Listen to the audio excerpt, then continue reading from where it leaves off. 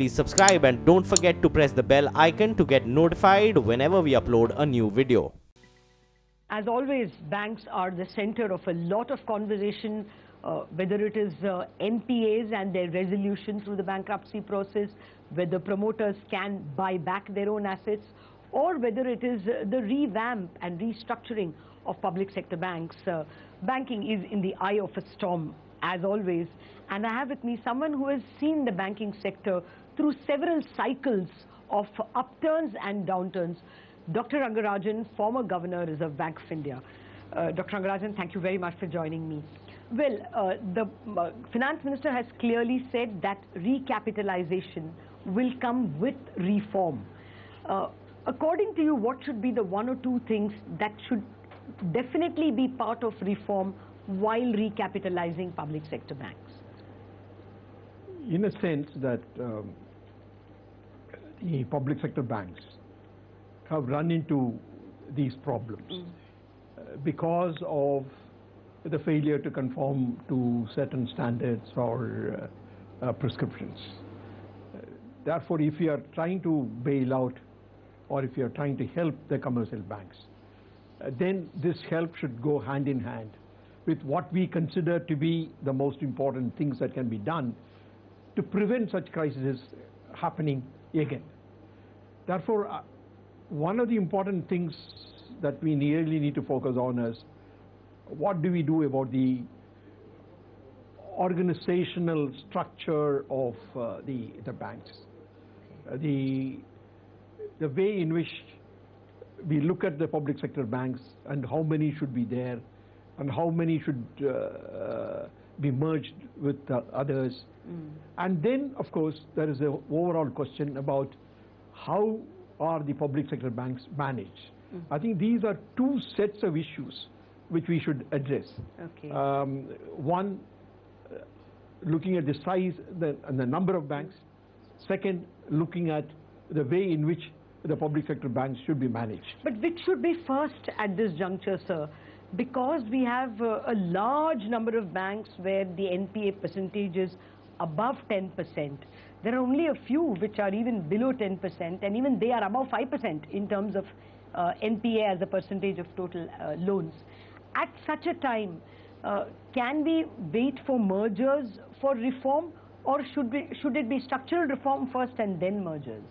I think I would say structural reforms first. Okay. Because I believe that even the merging would be a difficult task, yes, unless we have undertaken some reforms in the which are of a fundamental nature. Okay. Actually, merger and acquisitions are a common feature even in a well-organized banking system. It happens whenever one institution feels a need to merge or one institution feels a need to acquire. Therefore, that can happen in the normal course. But in our situation, the normal course essentially means that government also taking the initiative. Okay. But I think structural reforms which are needed must be undertaken to first before merging, but it need not rule out mergers at all. Okay. If there are some institutions which feel the need and so on, let them do it. But any major reorganization of the banking system itself in terms of the number, size and all that can wait till we have resolved the NPA issue and also resolve how banks will be managed. Okay. Well, what do you mean by structural reform first? What should be the most crucial reform?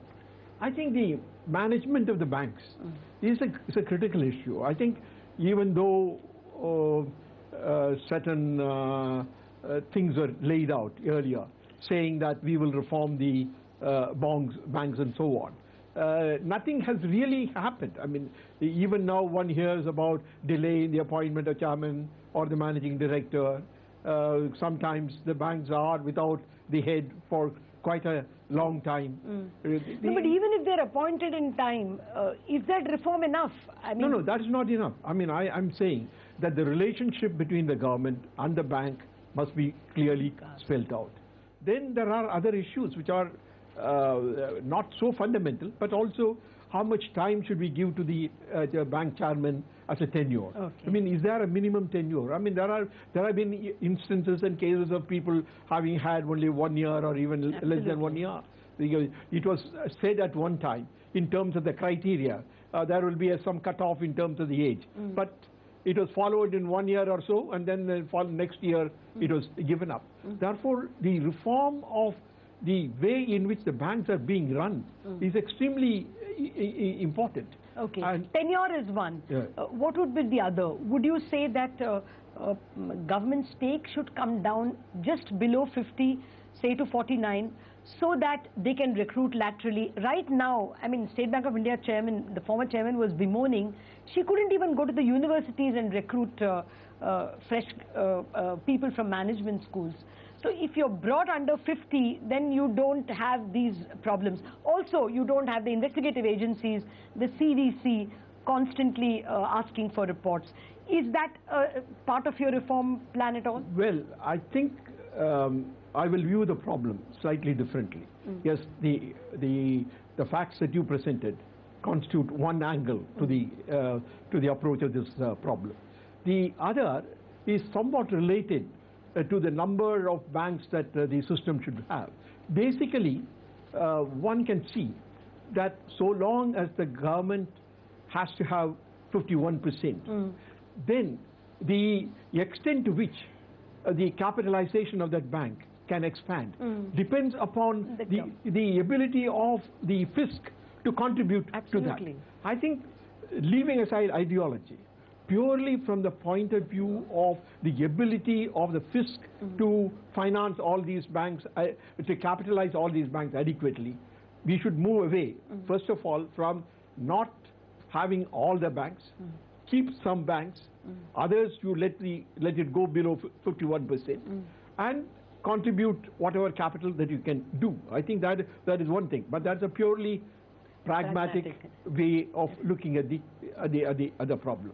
Okay. The other is that the 51% rule does not necessarily mean that we have to do things in the way in which we are now doing. Okay. Now, the argument about the placement of people or recruitment of people is not bound by this. It's a court order, sir. The court said that since you are part of the government, you have to recruit only through, national examinations. That well, I think we really need to take it to a higher level of authority and say that you should give us the freedom to be able to manage our affairs. I mean, it cannot really be that everything should be followed in a particular way. But even the investigative agencies say the same thing. Once you are 51% government, you are government. And therefore, you come under the CAG, you come under the CVC, which... Well, I think the way CAG, CVG, the CVC and others look at the problem will also have to change. I mean, I don't think that the tail should not wag the dog. Okay. I think we really need to ensure... That's easier said, isn't it, sir? I mean, they apply the law, and the law says that if you are 51% owned by the government, you're government. No, that's the... I mean, I think we really need to take that issue up. I mean, really, what is government? Every institution of a particular nature should be treated as government. I think these things evolved over a period of time. I mean, let the highest authority in the country, legal authority in the country, take a view on this. Okay. So aside from the tenure of chairman, what would be other reforms that you think are I think urgent? We really need to look at the management by the board and so on and so forth. Is this the most satisfactory way of doing it? Okay. We need independent boards, you would say. Independent boards. And we also need how the boards function. Is there a way of improving the functioning of the banks, banks boards? Okay. People come, they are right on that day. Sometimes papers are presented only on the table. There's so many things are happening. Now, it's a purely management issue, question. Okay. And we really need to lay down all of these things, particularly when the ownership and the management are separated. We really need to do that. Okay. So what about this ordinance that the government has brought, that promoters should not be allowed to buy back their the assets of those large NPAs which are now with the bankruptcy courts? Your thoughts on that?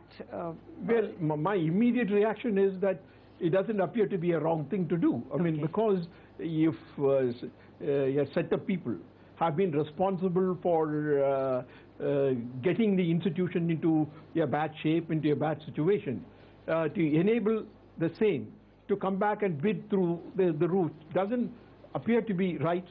But I am told, and I read elsewhere also, that in other countries this is permitted. This is not, the promoters are not barred from doing it. But we are in a difficult situation. Please remember that all the actions that we are taking are putting a strain on the fisc also. Therefore, if there is a haircut, ultimately the burden falls on the fisc. At that particular time, it looks somewhat inconsistent to see that the very fellows who were responsible for running down the institution should be brought back because of a particular rule. I tend to view that the promoters... No, even I find that very repugnant. But to come back to this, to the question where I started, therefore, if India had had only private sector banks, then the haggling of how much haircut you give a promoter is between a private borrower and a private lender. It would not have become a fiscal question because the taxpayers' money was not involved. So I'm coming back to the same question. Was the problem from the start that, you know, we have too many public sector banks? If they were all private banks, then they would have been handled very differently, probably. No, as I mentioned, the question of the number of public sector banks is an important issue. And perhaps every decision is also historically determined. I mean, I think we cannot get away from history. So we have had the nationalization, we have had the various other actions. Therefore, the step that we should adopt now is a step towards having a very limited number of public sector banks and creating conditions under which they will operate similar to the private sector banks. But reducing the number of public sector banks which we now have. Okay. Well, thank you very much, Dr. Rangarajan. We do hope that the recapitalization will come with some seminal reforms. Thank you very much for joining us.